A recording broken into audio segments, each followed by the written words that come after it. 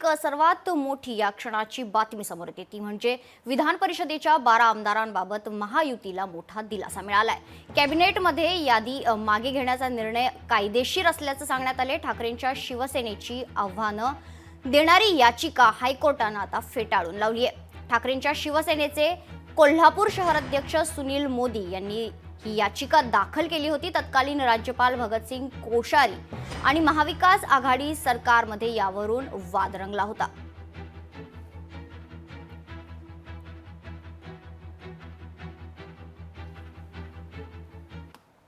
तर आपले प्रतिनिधी मीनाक्षी म्हात्रे आपल्यासोबत फोन लाईन वरून जोडले गेलेत। मीनाक्षी, काय सांगाल?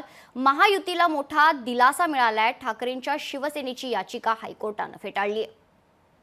मेघना, निश्चितच आपण पाहतोय की विधान परिषदेतील राज्यपाल नियुक्ती आमदारांसंदर्भात आज उच्च न्यायालयामध्ये सुनावणी पार पडलेली आहे आणि राज्यपाल नामनिर्देशित विधान परिषदेच्या 12 आमदारांबाबत मोठा दिलासा जो आहे तो महायुतीला मिळालेला आहे। कारण कॅबिनेटमध्ये यादी मागे घेण्याचा निर्णय कायदेशीर आणि सोबतच आव्हान देणारी ठाकरे गटाची याचिका जी आहे हायकोर्टानं फेटाळलेली आहे। आपण पाहतोय की शिवसेना ठाकरे गटाचे कोल्हापूरचे शहर अध्यक्ष सुनील मोदी यांनी ही याचिका जी आहे ती दाखल केली होती आणि तत्कालीन राज्यपाल भगतसिंग कोश्यारी आणि महाविकास आघाडी सरकारमध्ये आपण पाहतोय की ज्या पद्धतीत ही संपूर्णतः याचिका जी आहे ती दाखल करण्यात आली होती आणि यावरूनच आपण पाहतोय की संपूर्ण सरकारमध्ये यावरून जो वाद आहे तो रंगला होता आणि आता आपण पाहतोय की संपूर्णतः आता ही महायुतीला मोठा दिलासा मानावा लागेल। कारण महाविकास आघाडी सरकार जेव्हा 6 नोव्हेंबर 2020 रोजी तत्कालीन राज्यपाल भगतसिंग कोश्यारी यांच्याकडे 12 आमदारांच्या नावांची यादी पाठवण्यात आली होती, त्यावेळी ही यादी 5 सप्टेंबर 2022 मागे घेण्यात आली होती आणि ही यादी जेव्हा मागे घेण्याचा निर्णय कॅबिनेटच्या बैठकीमध्ये घेण्यात आल्याचा दावा जो आहे तो महायुतीत सरकारनं हायकोर्टात केला होता आणि मात्र आता कोणतीही कारणं न देता यादी मागे घेणं गैर असल्याचा दावा याचिकेतून करण्यात आला होता। मात्र आता आपण पाहतोय की उच्च न्यायालयामध्ये मीनाक्षी जोडलेले राहा, संपर्कात राहा। आपल्यासोबत भाजपचे प्रवीण दरेकर जोडले गेलेले आहेत। प्रवीणजी, काय सांगाल? हायकोर्टानं ठाकरेंच्या शिवसेनेची याचिका आता फेटाळून लावली आहे, महायुतीला मोठा दिलासा मिळालाय। मी सर्वप्रथम हायकोर्टाला मनापासून धन्यवाद देतो की महायुतीच्या बाबतीत महाविकास आघाडी जे खोटं चित्र रंगवण्याचा प्रयत्न करत होते की लोकशाहीचा अपमान करतायत, लोकशाहीला अनुसरून निर्णय घेत नाहीत, तर त्याला योग्य पद्धतीनं चपराक देण्याचं काम हायकोर्टाने केलेलं आहे। कारण आपण बघाल की सरकार आल्यानंतर जे कॅबिनेट असतं नवीन, ते त्या ठिकाणी निर्णय घेत असतं।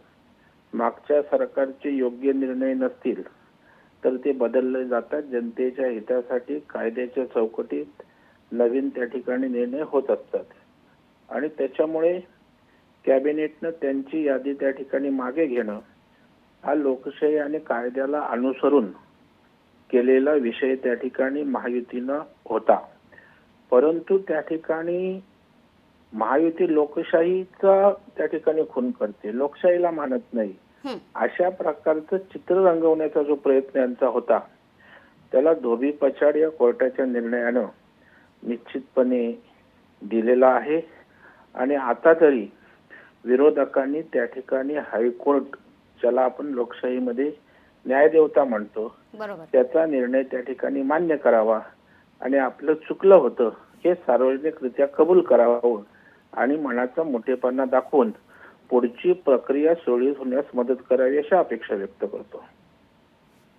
नक्कीच प्रवीण दरेकर आपल्यासोबत जोडले गेलेले होते, खूप खूप धन्यवाद त्यांचं। बोलूयात पुढच्या बातमीकडे।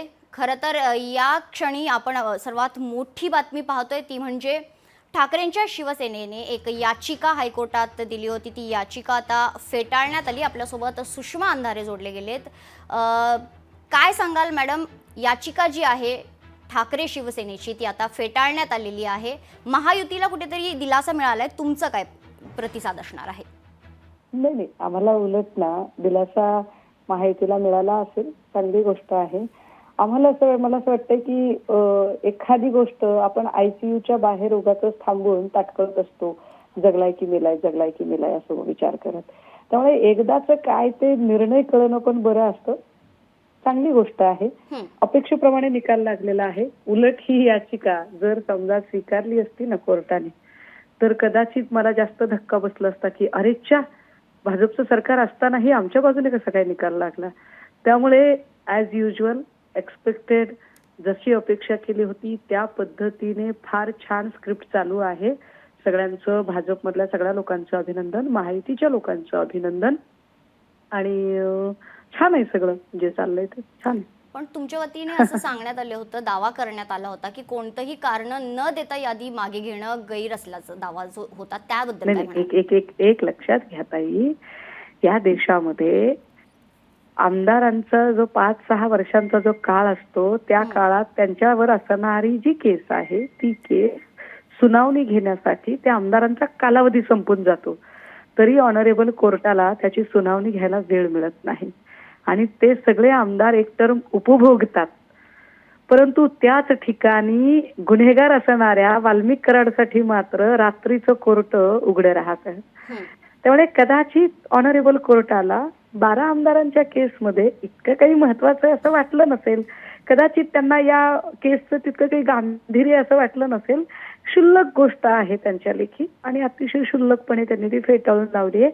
लोकशाही वाचवणं वगैरे सगळ्या अंधश्रद्धा असतात. त्यामुळे त्या अंधश्रद्धांवर काही फार विचार करायची गरज नाही. नक्कीच. खूप खूप धन्यवाद. सुषमाताई आपल्यासोबत जोडल्या गेलेल्या होत्या. खरं तर ठाकरेंच्या शिवसेनेने एक याचिका हायकोर्टात दाखल केली होती आणि ती याचिका आता हायकोर्टानं फेटाळून लावली आहे.